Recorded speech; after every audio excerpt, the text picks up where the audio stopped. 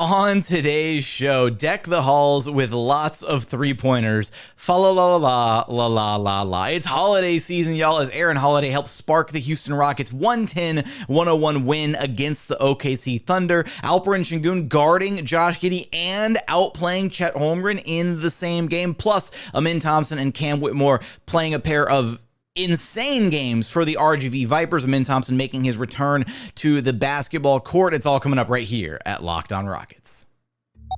This is Mission Control, Houston. Ignition sequence start. Throw it up to Jalen Green. Sengun here in the short roll. Oh my, that's the no look. Jabari for three and the win. Yeah! Look at Tari Eason. Here comes Tari. No! T-minus 15 seconds. Guidance is internal. The Houston Rockets select Thompson and Cam Whitmore. One thing I have never done is not made the playoffs, and so we want to take that step here as well. 6, 5, 4, 3, 2, 1.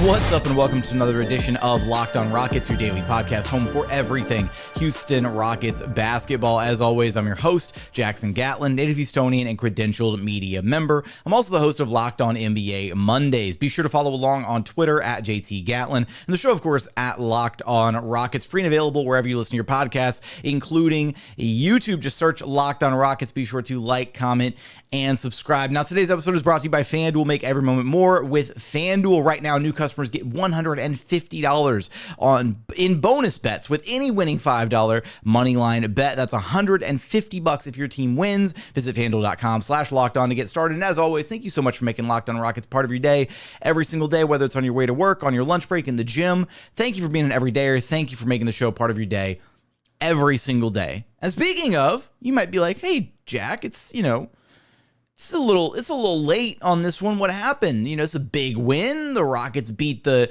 one of the hottest teams in the NBA in the OKC Thunder. Have you guys ever done something so dumb that it just derailed the entire rest of your day? Something dumb like recording 2.5 segments of a podcast with your microphone on mute and then not having the time to re-record it and fix your mistake. So we're not going to talk about that. What we are going to talk about is the Houston Rockets 110-101 win against the Oklahoma City Thunder. A really impressive game with the Rockets back to their winning ways at Toyota Center. Now 9 straight wins at Toyota Center. Keep in mind, remember, they lost that very first game against the Golden State Warriors way back when, which feels like almost a completely different season than it does now. And they've won 9 straight. So they are a dominant team at Toyota Center, and away from Toyota Center, it's not looking so hot. But that's neither here nor there. We're going to focus on the actual gameplay here, because first things first, the Rockets were guarding Josh Giddey with Alperen Sengun, which is just hilarious in and of itself, that Josh Giddey has such a lack of floor spacing and is such a lack of a threat to shoot the basketball that they were like, you know what? Here, we're going to park Sengun on you. And it worked. They completely killed all of OKC's driving space. OKC's a team that loves to drive, get into the paint, and kind of establish their offensive actions that way. And by having Alp basically able to roam and do whatever, because there were possessions where he wasn't even guarding Josh Giddey, wasn't anywhere within the vicinity of Josh Giddey, and having that extra big body to kind of clog the paint and have an extra man to throw at guys, and to have, waiting in the weeds on a drive from, Jalen Williams or SGA, whoever it might be, or to rotate out onto down to a Chet Holmgren to help rebound the basketball, whatever the case may be. Ime Udoka sticking Alperen Sengun on Josh Giddey worked wonders. And so I had the chance to ask both Ime Udoka and Fred VanVleet about it post-game. Josh Giddey, not a guy known for shooting the basketball. The game plan was obviously to have Alperen Sengun guarding him. How do you think he handled that defensive assignment? It was good. He clogged the lane. I think he could have been a little more aggressive helping guys at times, and then, you still want to give a little doubt and, fake out at him. But that was the plan, and he's going to knock some down eventually, 2 for 5, but more so than that, he didn't take that many. 5, he had probably 10 or so wide open, and it gives us a big body to crowd the paint. Number one driving team in the league, and they're the team that hunts mismatches and penetration is their big key. So Alperen being there was a little bit of a deterrent on him. Coach? Yeah, I think it just expands kind of what you can do defensively to be able to trust him to be able to do that.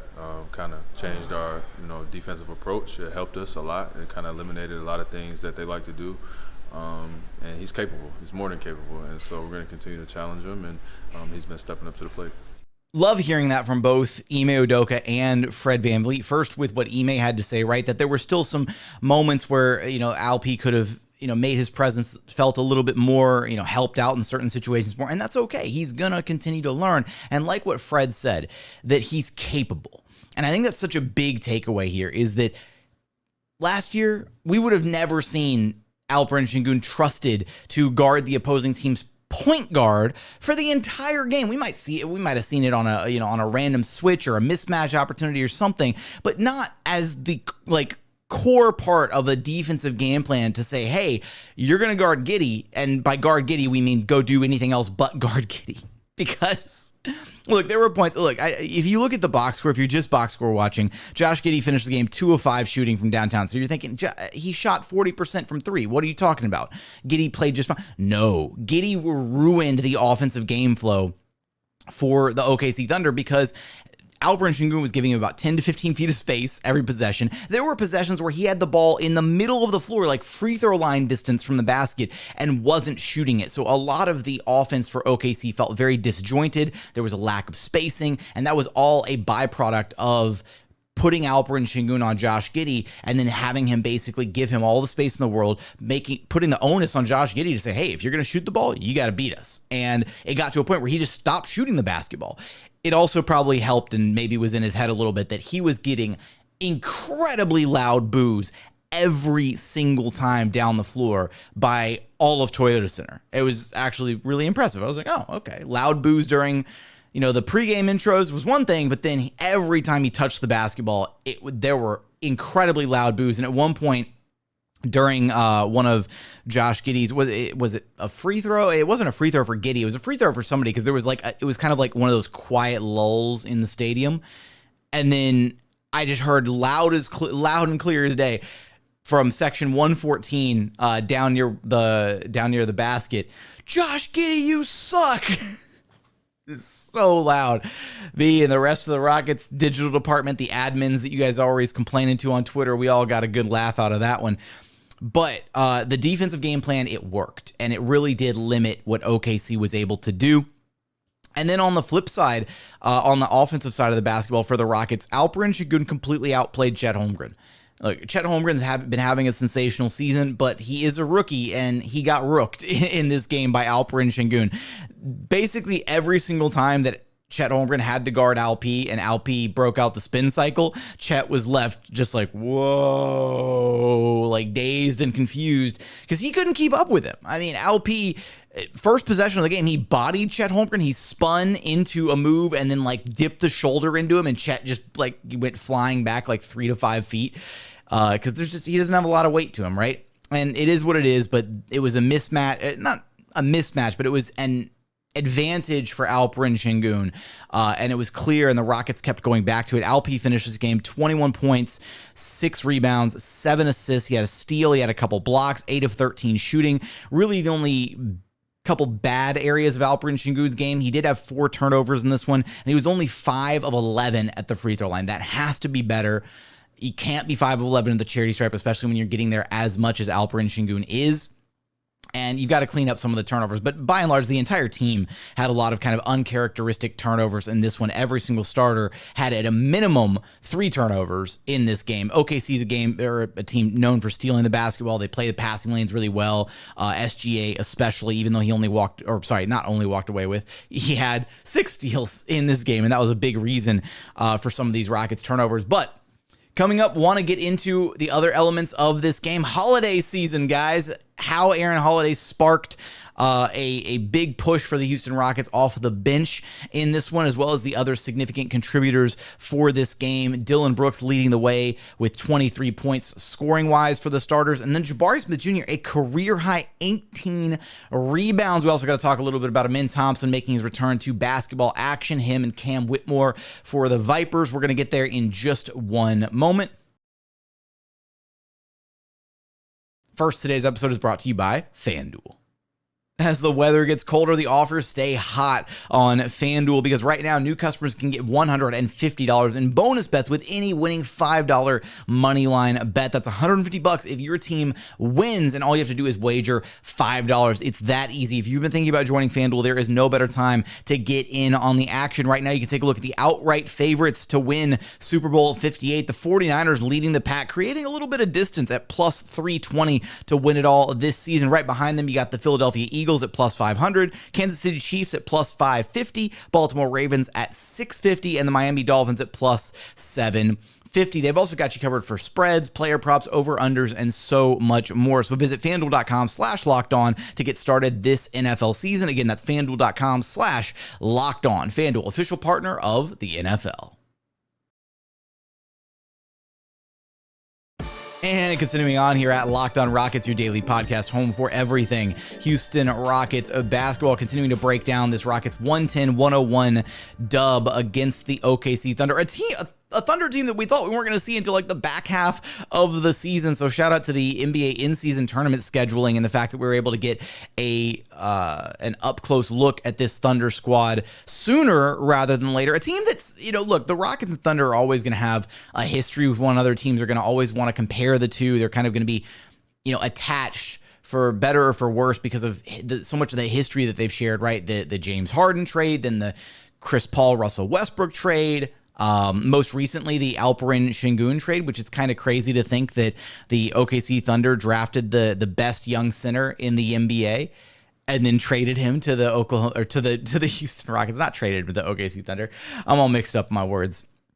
But this win wouldn't have been possible without the insane spark that Aaron holiday season, guys, brought off the Houston Rockets bench. 22 points, 6 rebounds, 4 assists. He had a steal, no turnovers, was 6 of 13 shooting, was 6 of 7 from the three-point line. At one point, he was 5 of 5. He may have been 6 of 6 at one point before missing his first and only three-pointer over the course of the game. I can't remember if it was 6 of 6 at one point. But, I mean, Aaron Holiday was on a heater in this game. And it helped out a ton because, first off, the Rockets were short-staffed in this game. They didn't have Jeff Green. They didn't have Jock Landale. And so because of that, some of the usual suspects off of the Houston Rockets bench, at least as far as Jeff Green is concerned, it kind of everybody slotted up a little bit in the rotation. So Aaron Holiday, they leaned on him heavily in this one. He had it going from deep, and it was much needed because this was a really good OKC team to where the Rockets dominated that first quarter, 32-22. But then as the game went on, right, OKC actually outplayed the Rockets, I think, in the second and in the third quarters, but the Rockets had kind of afforded themselves enough of a buffer there in the first quarter that OKC was having to kind of try and fight back into the game. And then back in that fourth quarter, the Rockets kind of got going again. Aaron Holiday hit some big shots. The Rockets kind of came together as a team there in the fourth quarter, able to close this one out. But there were definitely stretches in this game where you look and you're just like their inability to close out quarters strong kind of became apparent again in this one. There was a lot of good that they had going for them in this game. Again, Alperen Sengun outplaying Chet Holmgren, limiting him to just 4 points on 2 of 9 shooting. They basically shut down everybody that wasn't SGA, and even SGA, they didn't put him on the free throw line a ton. So credit to Aaron Holiday for the spark that he provided offensively. Credit to him for the defense that he played on the other side of the basketball. I thought the Rockets' defensive game plan, again, starting with Alperen Sengun, but then spreading to all the other guys on the roster, was a big reason for this win. So I do want to give a lot of credit here to 2 guys. First off, Dillon Brooks, who had the best offensive game for the Rockets. Well, maybe not better than Aaron Holiday. He scored one more point than Aaron Holiday, but he did it on much more volume. 23 points on 9 of 17 shooting. Only 2 of 7 from behind the three-point line, but was really getting after it as far as his driving game, finishing around the rim, that kind of thing. It was just kind of one of those games where Dillon Brooks had a size advantage on many of the guys that they were trying to guard him with the OKC roster, whether it was Jalen Williams, whether it was Trey Mann, whether it was Isaiah Joe, Aaron Wiggins, didn't matter who they put on Dillon Brooks. He had he was bigger, stronger, was able to drive and get his shoulders past the defender or just finish over the top of the defense. So a nice offensive night for Dillon Brooks. He did attempt, some wild three-pointers there. He had a step-back three at one point in this game. Not super jazzed about the quality of that shot, but hey, sometimes they fall, right? It was defensively, though, that I was actually really impressed with Dillon Brooks. Now, his main assignment was Shai Gilgeous-Alexander, and Shai did have 33 points on 13 of 18 shooting. But it did really feel like Shai had to work a lot for the offense that he did get in this game. It didn't feel like anything really came easy to him. Didn't attempt a single three-pointer in this game. So the spacing was, again, that was a big part of the OKC Thunder spacing issues, limiting the number of threes that they were able to get overall as a team, and then also forcing them to some tough threes. But the main thing for me was Dillon Brooks is a guy who is a league leader, if not the league leader, in fouls per game.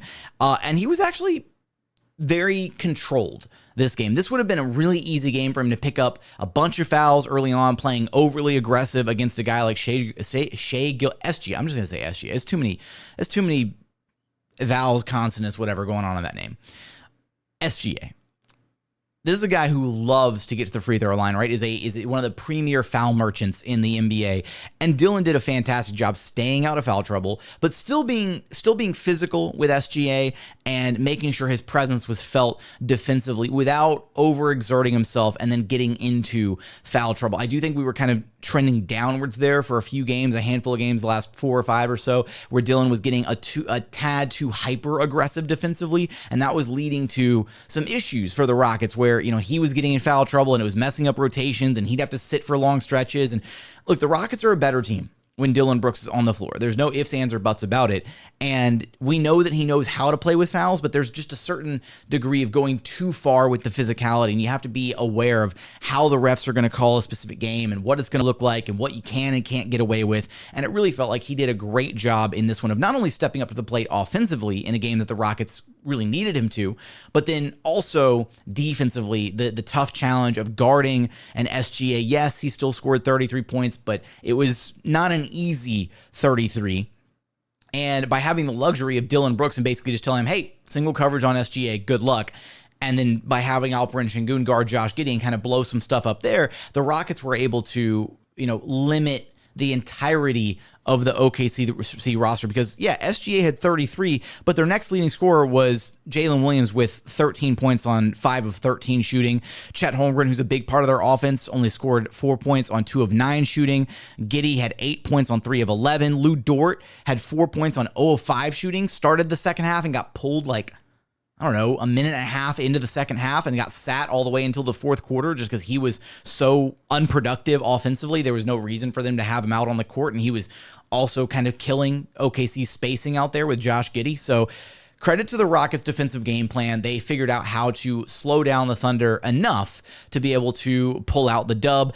Coming up, do got to talk about Jabari Smith Jr., his career-high rebounding night and what we saw out of him playing the 5 spot, as well as Amin Thompson and Cam Whitmore, a pair of explosive games for them with the RGV Vipers against the OKC Blue. I wonder how many times that's happened where the G League teams and the NBA versions of the teams have played in the same calendar day. We're going to get there in just one moment. First, today's episode is brought to you by Prize Picks.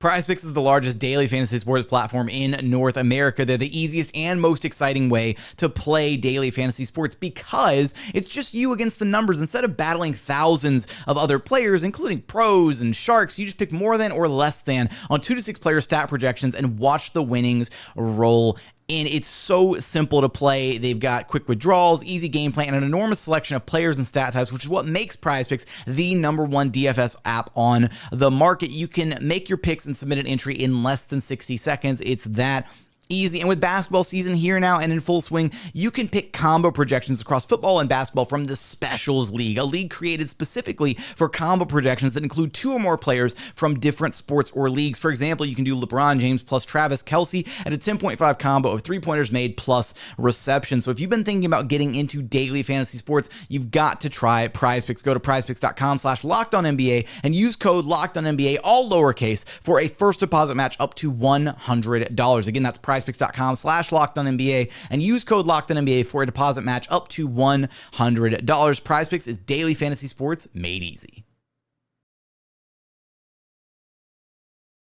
And final segment here at Locked On Rockets, your daily podcast home for everything Houston Rockets basketball. A couple final thoughts from this Rockets OKC game, and then some more thoughts on the other, well, I can't call it the Rockets OKC game, darn it, because they're the Vipers, not the, whatever, you know what I'm trying to say. Jabari Smith Jr., I won't say non-factor offensively, but just, a very, very quiet night for Jabari on the offensive end. Only 6 points, 2 of 4 shooting, hit his only 3-pointer, hit his only free throw. But where Jabari really made his presence felt in this game was on the glass. And kind of by necessity, because again, no Jeff Green, no Jock Landale in this game. Rockets a bit short-staffed there. Even Reggie Bullock getting some run off the Rockets bench. And Jabari at the 5 is always something that, that we know that the Rockets have tinkered with, that they like the idea of in theory. And I think we're starting to see ways that Jabari can be impactful when he understands that he's taller, bigger, not always stronger than a lot of other players out there on the court. But when you're basically 7 feet tall, you can be an elite rebounder, and a lot of it is just want to. And it felt like he had all the want to in the world in this game, walking away with 18 boards, 4 of them on the offensive glass, just cleaning up. And he was talking about it post-game, basically that the coaching staff has just been encouraging him to crash the glass hard, and that's something that he can, do at a very, very high level. And this game, it felt like that was his complete and utter focus, was just, hey, I'm just going to dominate the boards. And when you look at, down the line of the fact that there wasn't a single OKC player that had more than 5 rebounds in this game, the Rockets completely dominated the glass 53-30. Like, what? That between Jabari with his career high 18 boards, 14 on the defensive glass, and then 4 offensive rebounds, and then Tari Eason off the Rockets bench with 8 rebounds. He had 6 of them on the defensive glass and then 2 offensive boards. The Rockets were just snatching every rebound in existence in this game. And so I liked that from Jabari, because there have been points throughout Jabari's career, right, where it's felt like the physicality is lacking in his game sometimes. And to see him come out and play with, frankly, a bit of a chip on his shoulder against an OKC team that, promised him that they were going to draft him or take him at least top 2, and then that didn't happen, and he didn't get a chance. This was his first meetup against his draft class partner in Chet Holmgren, and outside of Summer League at least, and he kind of dominated that matchup too, because the Rockets sat Alperen Sengun on Josh Giddey on the defensive end, but Jabari was the one guarding Chet, and Jabari did a fantastic job guarding Chet Holmgren. Now, there were plenty of times where the Rockets would switch and move things around, and they didn't really feel like Chet was going to expose them on mismatches with smaller players, but in the matchups where Jabari and Chet went head to head, Jabari did a fantastic job, right? Length on length, guarding him, boxing out well, doing all the little stuff. And so I think, at least as far as their first matchup is concerned, you look side by side, and even though Jabari didn't have a big night offensively, I think he still won the matchup, and he dominated the glass, and that was a big part of the Rockets being able to win this game, closing out some of their defensive possessions strong. That's been an issue for this team at times, just not rebounding the ball well. So Jabari doesn't have to go out there and get 18 rebounds every single game, but if he can be out there and be a steady double-double presence, which he basically has become a reliable, 15 and 10, in most games lately over the last month or so. That's a really exciting trend moving forward for Jabari Smith Jr. And him at the 5, just kind of unlocks a lot for this Rockets offense, right? It continues to give them that 5-out spacing. I still will say, and I've been banging this drum for a while now, I would like to still see him get a few more opportunities offensively, especially in the mid-range, as well as he's been shooting the basketball from there. I do think he's earned those reps and those opportunities at this point.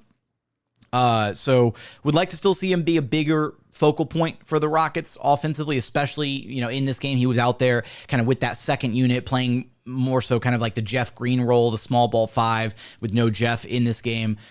So kind of a missed opportunity there, but Rockets still got the win, so can't complain too much. Also, Jalen Green in this game. I didn't mention him early on. Not a huge game from Jalen Green, but not a bad game either. Just kind of a quiet night. 15 points, 6 of 12 shooting. Was 1 of 3 from three-point land. Only attempted a couple free throws, but he did hit them. He had 7 rebounds as well, so very active on the glass for Jalen Green. He was also part of the Rockets turnover brigade with the starters with 3 of his turnovers. So just, not a bad game, not a great game for Jalen Green, kind of a forgettable evening. Just did what he needed to do, and then once it became readily apparent that, Alp was going to continue to cook Chet Holmgren and that Dillon Brooks had it going offensively, at least, inside the three-point arc, and then with Aaron Holiday off the bench, right, that's where a lot of the Rockets kind of focused their energy, focused their efforts into getting those guys the basketball and being able to, feed the hot hand, if you will. And a big part of that was Fred VanVleet as well. He had, at least getting off to the good start, Fred had 6 assists, 0 turnovers in that first quarter for the Rockets. Now, over the rest of the game, unfortunately, he only had 3 more assists as well as 3 turnovers, which for Fred, again, anything more than a couple turnovers in a given game is pretty uncharacteristic. But again, this is an OKC team that forces a lot of turnovers. Only 4 of 14 shooting for Fred, and it's tough because his primary job is to get other guys involved, but you would like to see that efficiency be a little bit better for Fred VanVleet moving forward. He's been pretty inconsistent when it comes to shooting the basketball. He's showed up in big moments this season for sure, and you can kind of rely on him to hit a big shot when you need him to hit a big shot. But the playmaking that's basically what he was brought in to do. He was brought in to be a floor general, and he's doing that, and he is exceeding in that role. He is better than advertised when it comes to feeding the hot hand, getting these young Rockets involved, kind of steering the ship when he's out there, and even his defense, right? It's all been better than advertised, so I feel like I'm not going to nitpick too much when it comes to, a so-so efficiency night from Fred. He was still 3 of 7 from the three-point line. And I'll give Tari Eason his flowers too.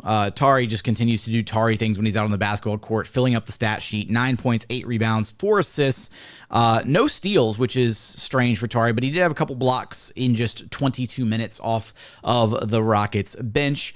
And Jae'Sean Tate actually had, he's been trending downward a little bit over these most recent few games, unfortunately.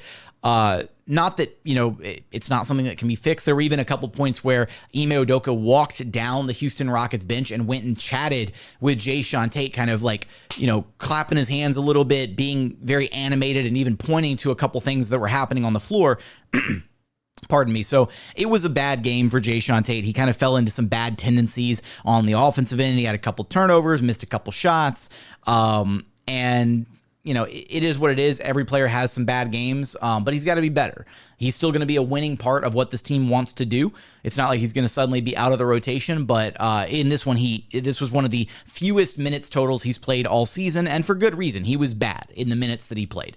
So on to the next one, and hopefully he can rebound in the next game. But gotta shine a light on what Amin Thompson and Cam Whitmore both did in RGV, in Oklahoma City for the RGV Vipers. So Amin Thompson making his return to basketball action. We knew that this was kind of the Rockets' game plan with Amin Thompson, was send him down to the G League and kind of see what happens down there. Let him get a couple games under his belt before returning to NBA action with the actual Rockets. And he went out there and just dominated. I mean, Amin Thompson had 29 points, 16 rebounds, and 10 assists, a 29-point triple-double in his return to action with the RGV Vipers. He was 12 of 16 shooting from the floor, 2 of 3 from the three-point line, and the ease with which he was slicing and dicing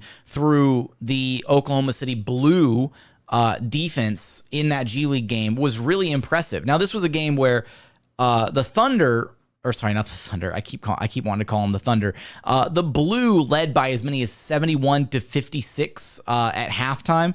And it was kind of like a back and forth third quarter. And then the Rockets I don't know, activated the rocket fuel, whatever. God, I keep calling them Rockets and Thunder. Whatever. They're basically the Rockets and Thunder. They're the G League versions of the Rockets and Thunder. You guys know what I mean. The Vipers turned on like the turbo nuclear button in the fourth quarter. And part of that was not just Amin Thompson, because his game was solid throughout, but it was actually Cam Whitmore who struggled kind of through those first three quarters and then just turned it on there in the fourth quarter. Cam himself, finishing with 28 points on 10 of 25 shooting, a large portion of his scoring kind of catching fire there. I believe it's like 5 or 6 3-pointers there in the fourth quarter to force overtime. Now, the Vipers did go on to lose in overtime, unfortunately. Overtime score 7-5, so final score 128-126 in this game. But you couldn't be more impressed with what you saw out of the two young Rockets pieces in Amin Thompson and Cam Whitmore, and kind of what they were able to do in this game specifically. And again, when you look at Amin Thompson in this one, going back and looking at some of the plays from this one, it looks like hopefully he's realized that he can basically beat anybody off the dribble. Like the ease with which he was driving and then collapsing the Blue defense and then either kicking it out to shooters or just finishing at the cup himself was really impressive. And that's something that I hope that he can bring back to the NBA level, because there were points where when Amin was playing earlier on this season before the injury, where he looked a little tentative, right? He looked a little cautious. It looked like he was a little unsure of himself. And hopefully the time that he spent, rehabbing, looking at film, still being in and around the team, watching Fred play, sitting with him, having one-on-one film sessions with Ime Udoka, all that stuff will lead to a kind of a revamped Amin Thompson that when he comes back, we're going to see him kind of put it together a lot better. We saw it before when Jalen missed time during his rookie year, and then he came back. And generally, when young players miss time, they're able to see the game from a different perspective by sitting out. And then it kind of opens their eyes to some of the things that they were missing or not seeing or taking advantage of before when they were actually on the court, because the NBA game is so much faster than any other level of basketball that they've played in their careers. It does, it's kind of a, cliche at this point, but like the game does eventually slow down for these young guys. And I do think that there's such a benefit to sitting out for a little bit in the early part of a rookie season to then see the game from a different vantage point, and then kind of it slows down, I think, maybe a little bit faster when you're able to digest the game the way that we know him. And we know Amin Thompson is a film junkie, so he was probably up at like 3 a.m. just like poring over game tape and film and figuring out ways that he could get better. And hopefully we see it, back in a Rockets jersey sooner rather than later. Now, Ime Udoka did say that Amin Thompson could probably spend the weekend with the Vipers. They do have a couple games in Birmingham against the Birmingham Squadron, whatever. I don't remember which G League team is in Birmingham, but they've got a couple more G League games that Amin Thompson might partake in. So I'm kind of pinpointing the Monday game against the Monday home game against the Spurs or the Wednesday home game against the Grizzlies would make the most sense for an Amin Thompson return. So keep those two dates circled on your Rockets calendar. But with that, and the last thing that I meant to mention this earlier, talking about Aaron Holiday's performance, and I tucked it away here at the end, but should Aaron Holiday still be getting minutes once Amin Thompson returns? I've seen some Rockets fans kind of discussing this and kind of what needs to happen with rotation. Personally, for me, I think there's a world where Aaron Holiday and Amin Thompson can absolutely coexist off the Rockets bench.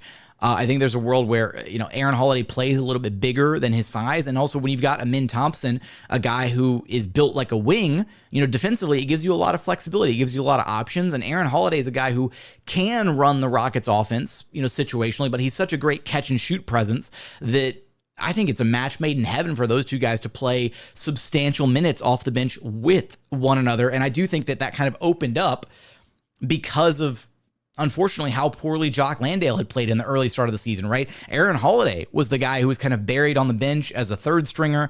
And then Jock Landale started playing, his play was just pretty bad, honestly. And then Amin Thompson got hurt, and it kind of opened up the role for Aaron Holiday here. And Aaron Holiday has been sensational. He was